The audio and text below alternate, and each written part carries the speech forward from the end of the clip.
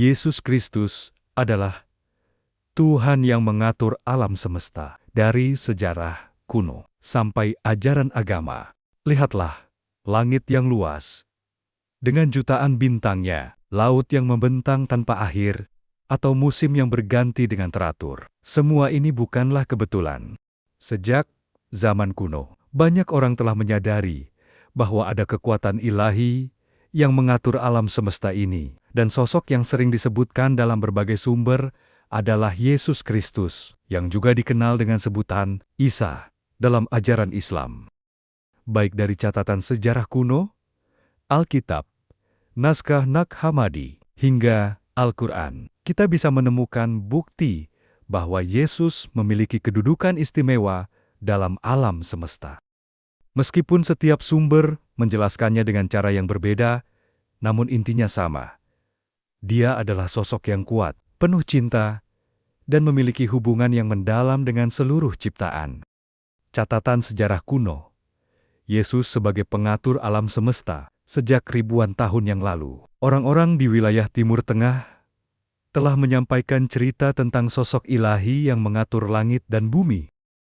Beberapa catatan sejarah kuno yang ditemukan di Mesir dan Syria menyebutkan bahwa ada seseorang yang datang dengan kekuatan untuk mengubah alam sekitarnya. Bisa membuat hujan turun ketika musim kemarau, menyembuhkan tanah yang tandus, dan membuat cuaca menjadi sesuai dengan kebutuhan manusia. Meskipun tidak semua catatan menyebut nama Yesus secara langsung, banyak ahli sejarah yang percaya bahwa cerita-cerita ini berkaitan dengan Dia. Ini menunjukkan bahwa bahkan sebelum catatan tertulis yang kita kenal sekarang, orang-orang telah menyadari bahwa ada sosok ilahi yang mengatur alam semesta dan peduli dengan kehidupan manusia di bumi. Dalam Alkitab, Yesus sebagai pembuat dan pengatur alam semesta. Alkitab secara jelas mengatakan bahwa Yesus adalah yang membuat seluruh alam semesta. Dalam kitab Injil Yohanes kita baca, pada mulanya adalah firman, dan firman itu bersama dengan Allah, dan firman itu adalah Allah. Segala sesuatu diciptakan oleh Dia, dan tanpa Dia, tidak ada satupun yang diciptakan yang ada. Yohanes 1, ayat 1-3. Di buku Kolose juga tertulis, sebab Dia adalah gambar Allah yang tidak kelihatan, adalah anak yang sulung dari segala ciptaan. Sebab segala sesuatu di surga dan di bumi, baik yang kelihatan maupun yang tidak kelihatan, baik tahta maupun kerajaan, baik pangkat maupun kekuasaan, semuanya diciptakan oleh Dia dan untuk Dia. Dia ada sebelum segala sesuatu, dan segala sesuatu ada karena Dia. Kolose 1, ayat 15-17. Ini berarti Yesus bukan hanya bagian dari alam semesta. Dia adalah yang menciptakan dan mengatur segalanya. Ketika Dia berkata jadi, maka segala sesuatu pun ada. Kun fa yakun. Ia tahu setiap bintang, setiap sungai, dan setiap makhluk hidup di alam semesta ini. Bahkan ketika ada badai atau bencana alam, itu bukan karena Dia tidak bisa mengendalikannya, tapi terkadang Dia menggunakan alam semesta untuk mengajarkan kita pelajaran tentang hidup dan kepercayaan. Dalam naskah Nag Hammadi, Yesus sebagai kekuatan ilahi yang mengatur semua. Naskah Nag Hammadi, kumpulan naskah kuno yang ditemukan di Mesir tahun ke-1945, juga banyak membahas tentang hubungan Yesus dengan alam semesta. Dalam salah satu bagian tertulis, Dia adalah yang membawa ketertiban ke dalam alam semesta yang liar. Tanpa Dia, segala sesuatu akan jadi kacau, dan tidak ada yang bisa hidup dengan damai. Naskah ini juga mengatakan bahwa Yesus bisa berkomunikasi dengan alam semesta. Ia bisa berbicara dengan angin, berkomunikasi dengan tumbuhan, dan memahami bahasa semua makhluk hidup. Ini menunjukkan bahwa Dia bukan hanya penguasa alam semesta, tapi juga teman yang dekat dengan segala ciptaannya. Bagi saya, sebagai orang Kristen Ortodoks, naskah ini membuat saya lebih percaya bahwa keilahian Yesus sungguh luas dan mendalam. Ia tidak hanya peduli dengan manusia, tapi juga dengan seluruh alam semesta yang telah Ia ciptakan.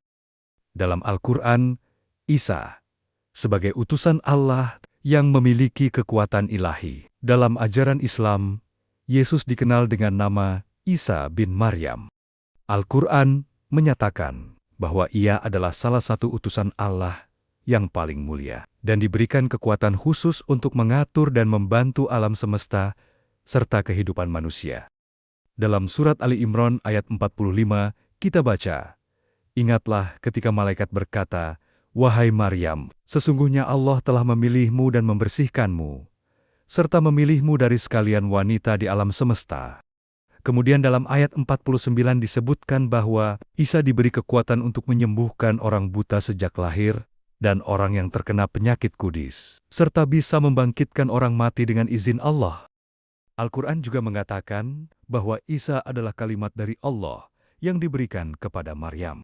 Ini menunjukkan bahwa ia memiliki hubungan yang sangat dekat dengan Allah, dan kekuatannya untuk mengatur alam semesta datang langsung darinya. Meskipun dalam ajaran Islam, Isa bukanlah Tuhan, tapi ia diakui sebagai sosok yang memiliki kekuatan ilahi untuk membantu dan mengatur kehidupan di bumi. Kesimpulan, Yesus sebagai jembatan antara Allah dan alam semesta, baik dari sejarah kuno, Alkitab, naskah Nag Hammadi, maupun Al-Quran, kita bisa melihat bahwa Yesus atau Isa adalah sosok yang memiliki peran penting dalam alam semesta ini. Ia adalah yang membuat segala sesuatu ada, mengatur ketertiban di dalamnya, dan peduli dengan setiap makhluk yang ada di dalamnya. Meskipun setiap agama dan sumber menjelaskan keilahiannya dengan cara yang berbeda, intinya sama. Alam semesta ini tidak berjalan sendiri. Ada kekuatan ilahi yang mengaturnya, dan Yesus adalah bagian penting dari kekuatan itu. Ini harus membuat kita lebih menghargai alam semesta yang indah ini, dan juga lebih menghargai peran Yesus dalam hidup kita. Mari kita jaga alam semesta dengan baik, karena ini adalah karya tangannya yang indah. Dan mari kita hidup dengan baik, karena kita adalah bagian dari ciptaannya yang paling berharga. Hallelujah, hallelujah, hallelujah, hallelujah. I sing hallelujah to my Christ. Glory to God, glory to God.